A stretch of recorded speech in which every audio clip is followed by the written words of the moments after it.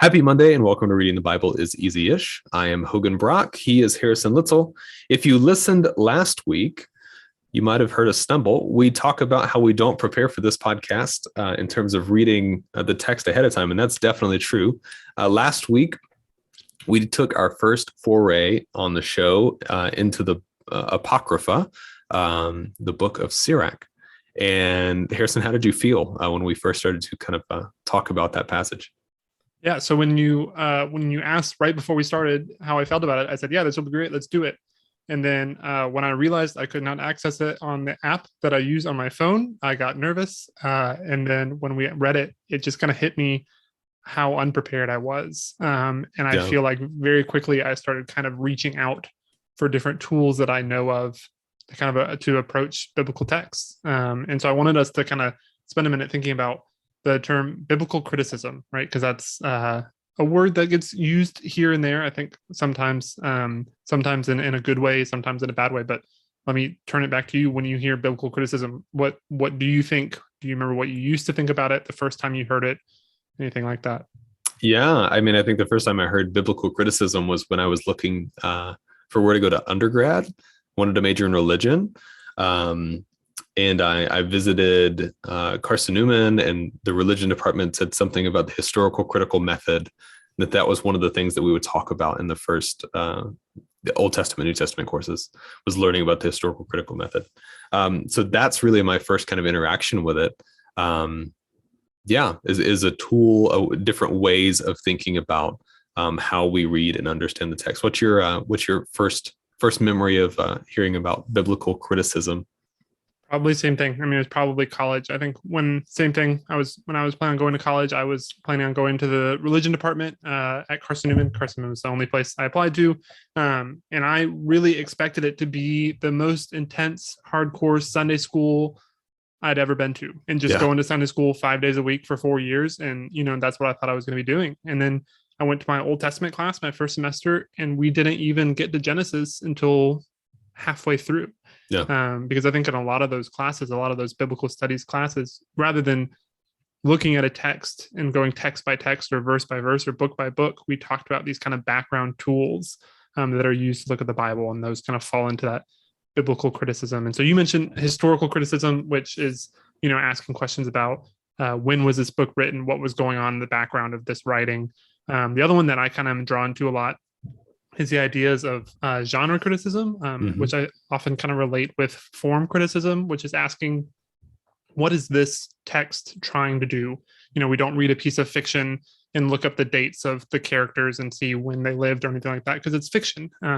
When we look at a piece of poetry in the Bible, it's not something that we're looking at to find a piece of history, but it's something we're looking at to see the art and the beauty and the way that people use language to describe. And so I think that those form criticism and genre criticism both ask questions of what is the text aiming to do, and how does that methodology, how does that form address how we read this text. And I think last week when we looked at Sirach, we both kind of were drawn to the idea of looking at it as wisdom literature and using those tools that we know from approaching the Proverbs, from approaching Ecclesiastes, and applying those to Sirach. That was one of the things that I kind of grabbed a hold of in my scrambling as I realized how truly unprepared I was in the moment. Yeah.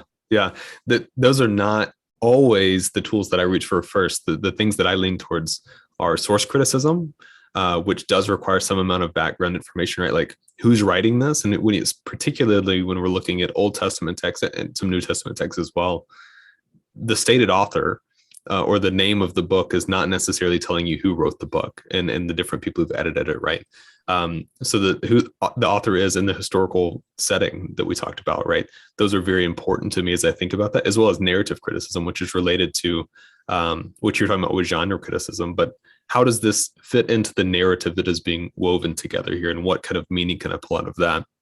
And so I do find when I'm encountering a new wisdom text or a poetic text that is outside of a narrative, right, or that I don't know the context of, my wheels were spinning, and I still feel pretty uncomfortable with it. But that's part of the point of this podcast. So, so the next time you hear about biblical criticism, no one's criticizing the Bible. We're thinking critically about it, using critical thinking skills to think about what the text is saying, where it's coming from, and what meaning we can derive.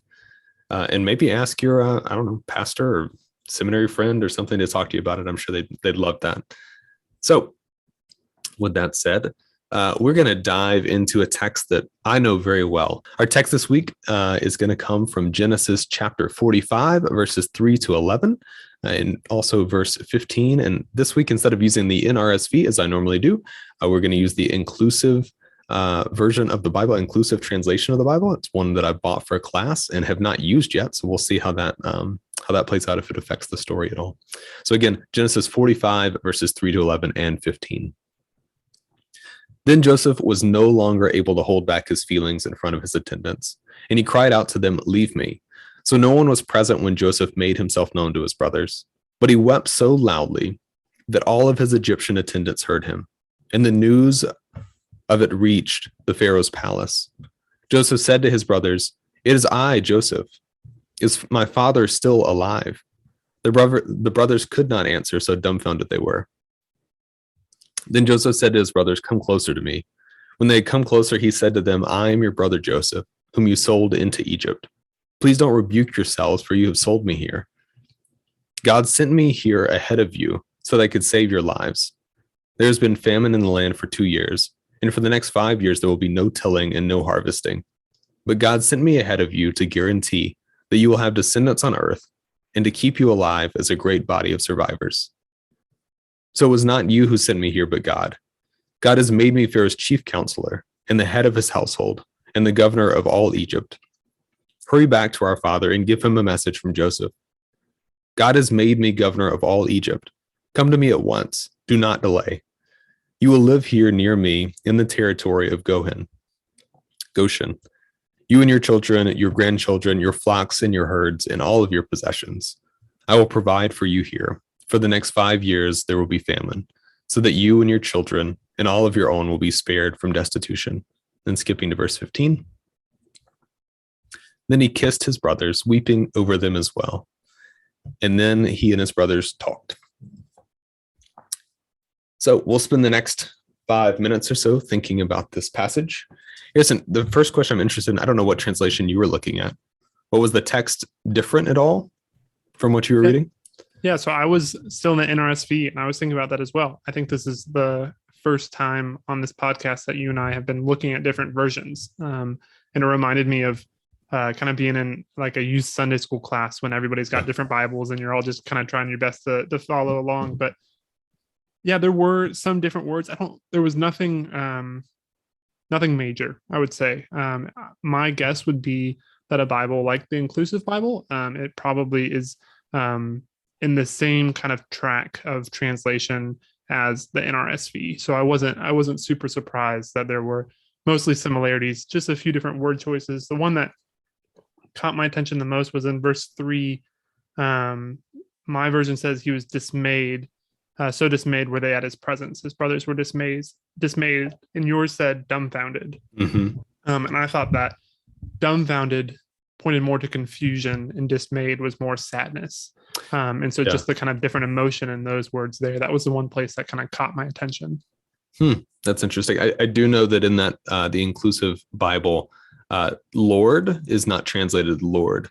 In the Old Testament, Lord, I think usually capital Lord.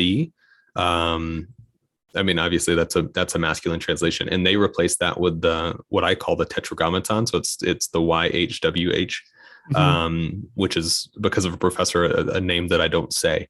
And so that's how they've translated that. But to the text, this is a story I'm assuming you've heard a bunch before, and I'm assuming a lot of our listeners have as well. Anything new here, or anything that really kind of stuck with you as I read through? It was interesting jumping in at this point, the kind of resolution of all that's come before this, not feeling the kind of pain and sorrow that I feel like gets us to this point, not only with what Joseph's brothers did to him by selling him into slavery, but also what Joseph has gone through in Egypt, what his brothers went through, what Joseph put his brothers through in these kind of tests to see if they had changed, what their character was like. There's just so much that gets us to this reconciliation in this family, and to jump right to this point, I kind of I tried to be sure to remember what brought us to this Hmm. point, as opposed to just celebrating here, but remembering the grief that comes before it. Yeah.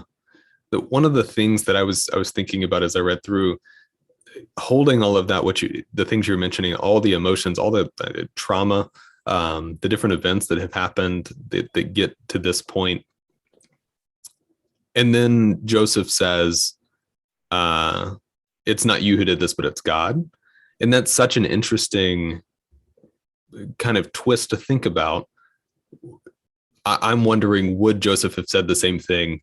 And perhaps he does, and I'd have to go back and look, right, at all of these different points along the way.